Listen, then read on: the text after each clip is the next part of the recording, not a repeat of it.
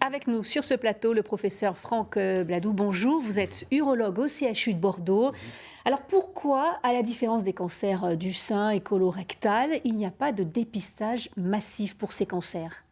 Alors, c'est ça, pas de consensus pour un dépistage de masse de toute la population masculine qu'on pourrait faire. On a des Ça veut outils dire qu'il pour y a le un faire. débat Il y a là-dessus. eu un débat, il y a eu des grosses études qui ont été faites. On a un certain avantage à le faire, mais il y a aussi un coût à ce dépistage de masse, et notamment, à l'époque, un surtraitement des patients qui n'avaient pas besoin d'être traités pour un cancer peu agressif et qui ont été traités avec des conséquences parfois délétères chez ces patients-là.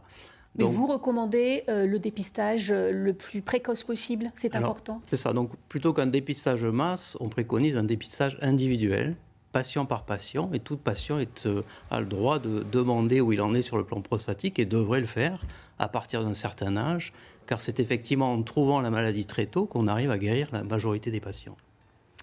Les traitements, justement. Alors, il y a des traitements d'avenir. Est-ce qu'on peut en parler?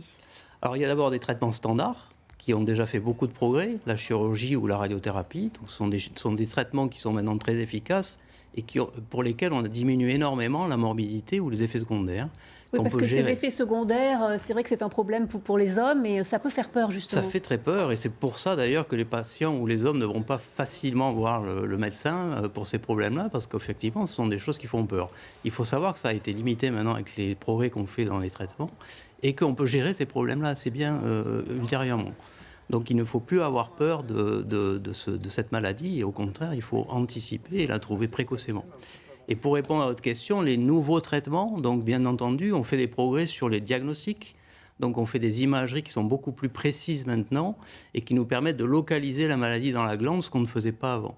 Et avec cette localisation, on a la possibilité d'aller traiter chez certains patients la maladie uniquement sur la partie anormale de la glande. Il nous reste quelques secondes. Oui. Quels sont les symptômes, on sait qu'ils sont légers, qui doivent alerter pour ce cancer du pancréas?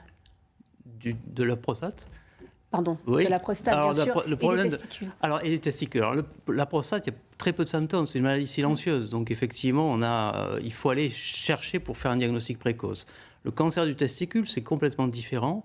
Et ça atteint les hommes jeunes. Et là, pour le coup, il est important de faire un diagnostic très rapidement. Et c'est en général une autopalpation. Donc, c'est les patients qui doivent s'examiner eux-mêmes, un peu comme le font les femmes régulièrement et systématiquement. Eh bien, il faudrait que les hommes prennent cet exemple-là et fassent eux aussi une vérification régulière et systématique des organes génitaux. Parce que ce cancer de la prostate donc, et des testicules peuvent se guérir, on l'a vu. Ah oui, Merci oui, oui, dans beaucoup. la grande majorité. Merci beaucoup, Merci professeur, beaucoup. d'être venu sur ce plateau.